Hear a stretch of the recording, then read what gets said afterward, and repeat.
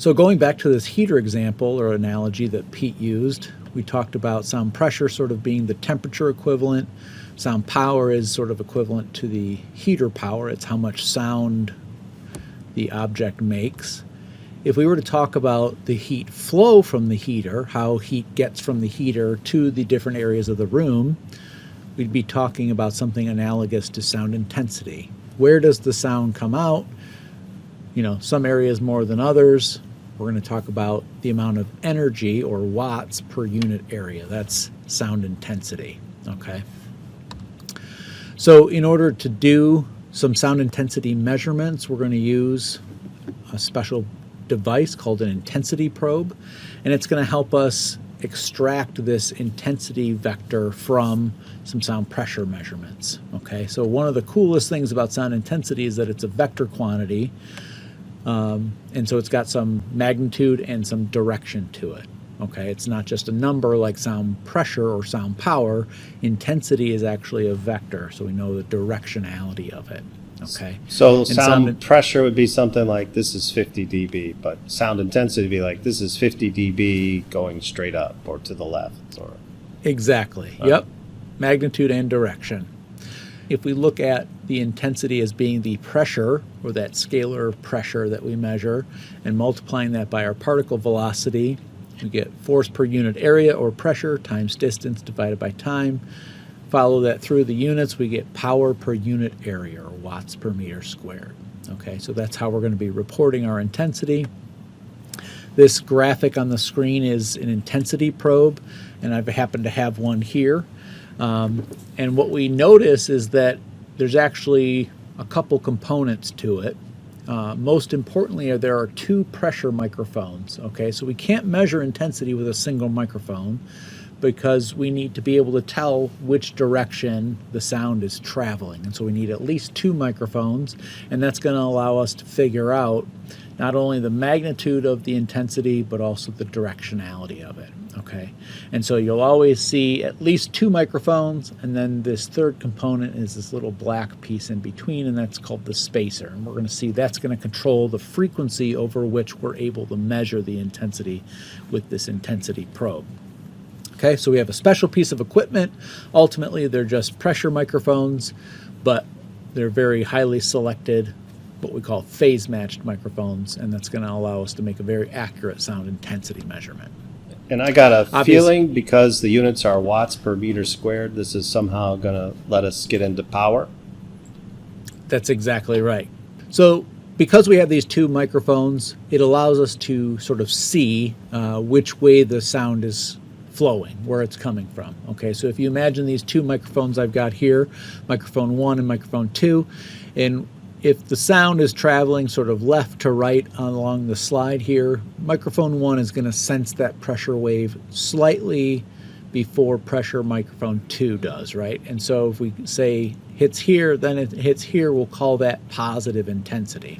And if the sound were flowing right to left across here, we'd actually calculate a negative intensity. Okay, so we can tell which way the sound is flowing, and that's going to allow us to figure out where the sound is coming from. If we move the intensity probe 90 degrees and now the sound wave is traveling up on our slide, it's going to hit microphone 1 and microphone 2 at exactly the same time, and so we call that zero intensity. Okay, so just by rotating the probe, I go from measuring the intensity to not measuring any intensity just by rotating this device. Okay, so it's very important how we hold this thing, how far away from the source. All of that's going to be very, very critically important. We have to keep that in mind.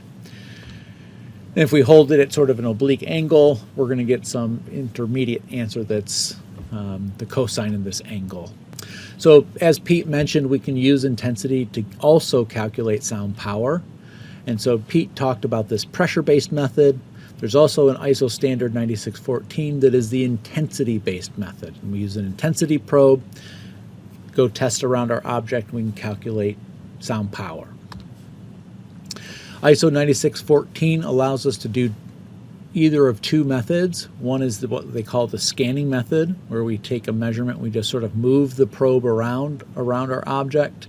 Another is called the point-by-point method. Ultimately, both of those are going to give us the same sound power number, and we're really just taking the amount of intensity measured over a surface area of our object, and we're going to multiply our watts per meter squared, or the unit of intensity, and multiply that by the surface area, meters squared, watts per meter squared times meters squared. We get watts of sound power. Okay, so let's take a look at this with a little example here. Again, we have our sound source as a speaker. We create a wire mesh around our sound source. This is going to be our surface area, and so we're going to take our microphone measurement, or our sound intensity probe, and we're going to scan continuously over this surface area for, let's say, 30 seconds. Okay, so we take one measurement, but we scan over this whole area, and we try to spend equal time at all of these different grid locations, and we'll get an intensity spectrum. Okay, we'll measure the intensity averaged over all of those grid spaces, and we'll have watts per meter squared. For our end game is to get to sound power. We would then multiply that overall sound intensity by the surface area of our grid, and we calculate a sound power number in dB of watts. Okay? Pretty straightforward calculation. Yeah. As long as you have the right equipment, you can get to sound power using the intensity probe. Now, obviously, if I had a more complicated sound source with multiple surfaces, I would have to repeat this measurement maybe for the top, the front, the back, the left, the right, and I'd sum all of those areas up, and that sum would be my sound power. In this case, we just have one surface, so we have one side to test. Now that's 9614-2, the scanning method. There's also 9614, the point-by-point method, which is going to take us a little bit more time to perform the test, but as we'll see here, we're going to get some more information out of it. Okay, so in this case, I'm going to measure point to point using my same intensity probe, and I'm going to go, let's say, to this upper left grid point, and I'm going to take a whole 30-second measurement. Okay, so before I spent 30 seconds scanning over the whole thing, I'm spending all 30 seconds in just that top left grid point. Then I take another measurement at the next grid point, and so on until I've taken all of these measurements, and I've got a total of 42 measurements. So I've taken 42 times as much data as I did in the scanning method. I can certainly calculate sound power, but it also allows me to do something like this, where I can now say how much sound intensity comes from which grid points, because I've got a whole measurement and I know exactly where that measurement was taken. It allows me to sort of localize where is most of the sound coming out of our sound source by drawing this contour plot. I can see, obviously, for the frequency content coming out of this speaker, most of it's coming out of this tweeter region, so it's higher frequency, much less out of this sort of woofer area.